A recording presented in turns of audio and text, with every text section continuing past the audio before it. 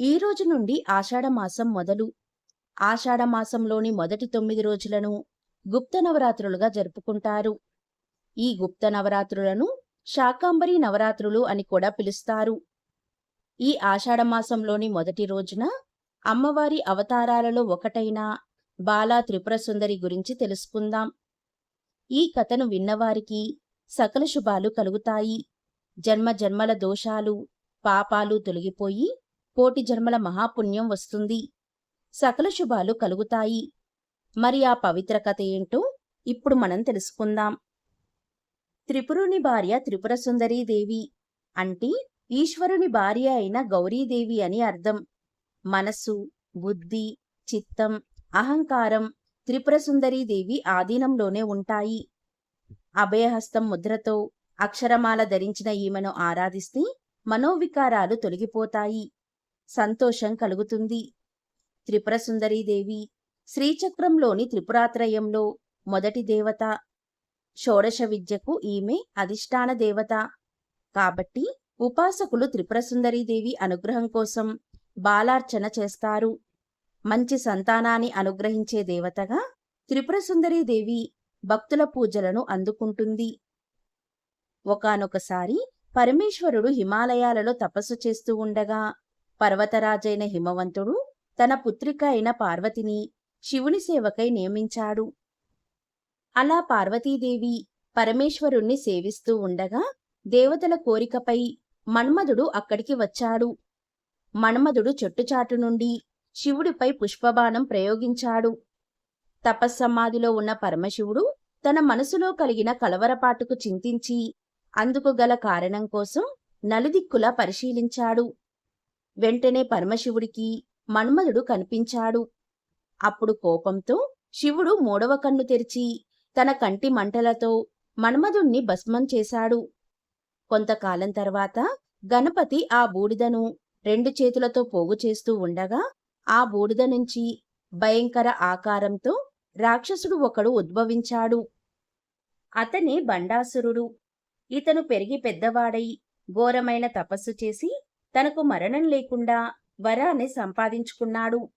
వరబల గర్వితుడై బండాసురుడు దేవతావర్గంపై దండెత్తి దేవతలను, మునులను, సాధువులను పీడించడం ప్రారంభించాడు. దేవతలు బండాసురుని దురాగతాలకు తట్టుకోలేకపోయారు. తమ బాధలన్నీ బ్రహ్మదేవుడికి నివేదించుకున్నారు. దేవతలందరి పక్షాన బ్రహ్మదేవుడు విష్ణుమూర్తి దగ్గరికి వచ్చి ప్రార్థించాడు. అప్పుడు మహావిష్ణువు ఇలా పలికాడు. ఒక మహాశక్తి వల్ల మాత్రమే బండాసురుడు మరణిస్తాడని వివరించాడు. అప్పుడు దేవతలందరూ బ్రహ్మ విష్ణువులతో కలిసి ఒక యాగాన్ని ప్రారంభించారు. ఆ యజ్ఞగుండంలో శ్రీ మహావిష్ణువు తన సుదర్శన చక్రంలోని శక్తిని, బ్రహ్మ తన కమండలంలోని శక్తిని, శివుడు తన త్రిశూలంలోని శక్తిని, ఇంద్రుడు వజ్రాయుధంలోని శక్తిని సమర్పించారు. దేవతల కష్టాలు తీర్చవలసిందిగా పరాశక్తిని మరీ మరీ ప్రార్థించారు. ఈ విధంగా బ్రహ్మ విష్ణువుల ఆధ్వర్యంలో జరిగిన యాగం, ఆ యాగంలో దేవతలు చేసిన త్యాగం జగన్మాతను సంతృప్తిపరిచాయి. ఆ యజ్ఞవేదికలో ఆమె ఆవిర్భవించింది. ఆమె శిరస్సుపై రత్న ఖచ్చితమైన సువర్ణ కిరీటం, ఆపై అర్ధచంద్రుడు ప్రకాశించసాగారు. ఆమె 4 చేతులలో పాశం, అంకుశం, చెరుకు, విల్లు, 5 పుష్పబాణాలు ధరించింది. ఆ జగన్మాతను చూసి బ్రహ్మాది దేవతలు అనేక విధాలుగా స్తోత్రాలు చేశారు. వారి భక్తిభావాన్ని చూసి ఆమె ముచ్చటపడింది. బండాసురుని సంహరిస్తానని దేవతలకు ఆమె అభయాన్నిచ్చింది. కొన్నాళ్లకు ఆ పరాశక్తి చతురంగ బలాలతో బయలుదేరింది. బండాసుర సంహారార్థమై బయలుదేరిన ఆమెను ఇరువైపులా వారాహీదేవి, శ్యామలాదేవి అనుసరించారు. పరిచారకులుగా తల్లి వెంట నిలిచారు. ససైన్యంగా తనపైకి యుద్ధానికి వస్తున్న పరాశక్తిని చూసి బండాసురుడు భయంకరమైన తన సేనావాహినిని ఆమెపైకి పంపాడు. యుద్ధం ప్రారంభమైంది. దేవి పంపిన సేనలు బండాసురుని సేనలను సర్వనాశనం చేశాయి. అప్పుడు బండాసురుడు తన 30 మంది పుత్రులను దేవీ సైన్యంపైకి పంపాడు. అంతట పరాశక్తి తన కనుబొమ్మల మధ్య భాగంలో ఉండే బాలాదేవతను సృష్టించింది. బండాసురుని పుత్రులను సంహరించమని ఆజ్ఞాపించింది. పరాశక్తి ఆజ్ఞ మేరకు బాలాదేవత బండాసురుని పుత్రులందరినీ సంహరించింది. బండాసురుడు తన పుత్రులందరూ మరణించడం చూసి తన 2 భుజాల నుండి 2 రాక్షసులను సృష్టించాడు. ఒకడు విస్పకుడు, వేరొకడు విశంకుడు.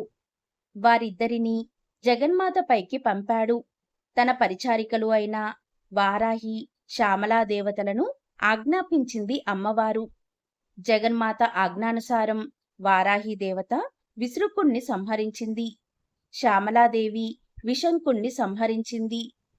తన సైన్యము, తన పుత్రులు, తాను సృష్టించిన శక్తులన్నీ సర్వనాశనం కాగా బండాసురుడు దిక్కుతోచని వాడయ్యాడు. దేవి ప్రయోగించే పుష్ప అస్త్రాల బారి నుండి తనను తాను రక్షించుకోవడానికి ఒక విఘ్నయంత్రాన్ని ప్రయోగించాడు. సంగతి తెలిసిన జగన్మాత మహాకామేశ్వరుని వంక చూసింది. ఆ చూపుల నుండి గణపతి ఆవిర్భవించాడు. తల్లి ఆజ్ఞ మేరకు గణపతి బండాసురుడి విఘ్నయంత్రాన్ని తునాతునకలు చేశాడు. ఆ తర్వాత పరాశక్తి మహాపాశుపతాస్త్రాన్ని ప్రయోగించి బండాసురుని నగరమైన శూన్యక పట్టణాన్ని దగ్ధం చేసింది.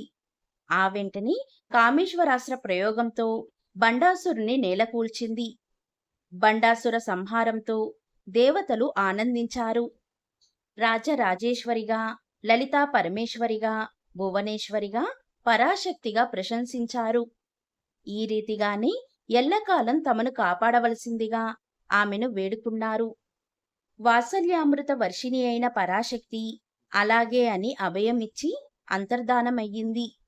దేవతలందరూ సుఖశాంతులతో కాలాన్ని గడిపారు. బాలారూపంలో బండాసురుడి రాక్షసుల సంహారం జరిగింది. బండాసురుడు పంపిన 30 మంది పుత్రులను దేవి సంహరించింది. దీంతో అమ్మవారు పిల్లవాళ్లతో యుద్ధానికి పెద్దవాళ్ళు అవసరం లేదని తన దగ్గర ఉన్న శ్రీశక్తి సైన్యంతో బాల అనే రూపాన్ని ఉద్భవించేలా చేసి ఆ బండాసురుని 30 మంది పుత్రులను సంహరించేలా చేసింది. వారాహి అమ్మవారికి సంబంధించి ఈ 12 నామాలను శ్రద్ధతో ఆలకిస్తే ఆ వారాహి అమ్మవారి అనుగ్రహం ఖచ్చితంగా కలుగుతుంది. మరి ఆ 12 నామాలు ఏంటంటే: ఓం పంచమ్యై నమః, ఓం దండనాదాయై నమః, ఓం సంకేతాయై నమః, ఓం సమయేశ్వర్యై నమః, ఓం సమయ సంకేతాయై నమః, ఓం వారాహ్యై నమః, ఓం పోత్రిణ్యై నమః, ఓం శివాయై నమః, ఓం వార్తాల్యై నమః, ఓం మహాసేనాయై నమః, ఓం ఆజ్ఞాచక్రేశ్వర్యై నమః, ఓం అరిగ్న్యై నమః,